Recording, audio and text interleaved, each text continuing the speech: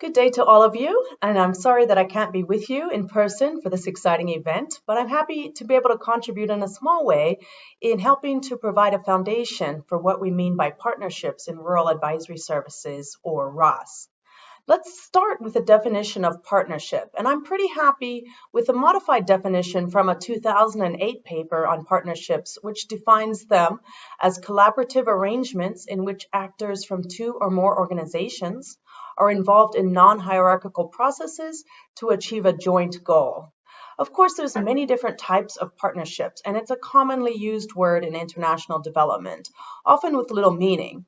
Partnerships may have different purposes, different durations, different degrees of formality, and I believe the next speakers are going to give some examples of partnerships. But basically, there's two perspectives on partnerships. The first is the institutional perspective, which looks at partnerships as arrangements in the governance and management of ROS. It's more focused on the process. The second perspective is that of actors, which frames partnerships as strategic instruments for achieving goals and solving problems of individual actors. So it's more focused on the people or the institutions and organizations involved. Dr. Van Hoisty, who wrote the definition that I just cited on partnerships, lists a lot of different reasons for partnerships from the literature, things like agenda setting, policy development, project implementation, generating and disseminating knowledge, bolstering institutional effectiveness, facilitating solutions, learning in networks, and then broadening participation to give voice to different groups. So with that definition, let's come back and look at why partnerships are important and why we're focusing on partnerships at the GFROS annual meeting. In extension and advisory services, we talk a lot about pluralism. We have the public sector, the private sector, non-governmental organizations, and producer organizations all involved in ROS and often working together in planning, implementing, and financing rural advisory services. But for rural advisory services to be effective in facing today's challenges, they need to take up increasingly complex topics and thus consider increasing numbers of partnerships beyond traditional partnerships within ROS and even going beyond ROS itself. Today's challenges require increased coordination, co-location, and collaboration between different actors to allow use of each person or organization's comparative advantage.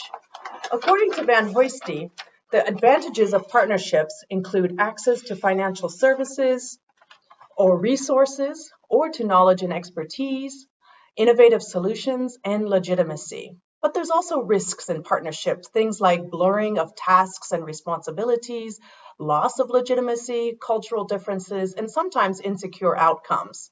We can avoid this through careful choice of goals, partners, subjects, and activities for our partnerships. The risks that I mentioned can also be further minimized through respectful and open ways of working, through trust, and facilitating factors like support from outside parties like the media, policymakers, and funding agencies. I recently did an analysis of the past 8 themes of the GFROS annual meetings with my extension colleagues, Dr. David Dolly, Dr. Kevin Lamb, and Dr. Alexa Lamb, for a paper on the future of extension from the perspective of network emergence. What we found is that GFROS has emerged over time in response to the demand of the members of the network and in response to the issues of the day, becoming more broad-based, including more stakeholders and more complex topics. First, GFROS built and consolidated a global network of extension members and then moved to a more outward focus in terms of relations inside but also outside of ROS. Our analysis showed that GFROS first focused on simple, basic themes of interest and then slowly expanded to wider and more complex topics that involved a richer network of actors. What this implies is that ROS, which are on the front line of trends stemming from societal shifts, are positioned to play a crucial role in societies on global agricultural issues. And of course, the 2018 meeting here in Korea is like the culmination of this evolution with a focus on partnerships. So with that little introduction, I'd like to wish you all the best for the next few days and hope that what you learn here together is going to improve rural advisory services around the world. Thanks a lot.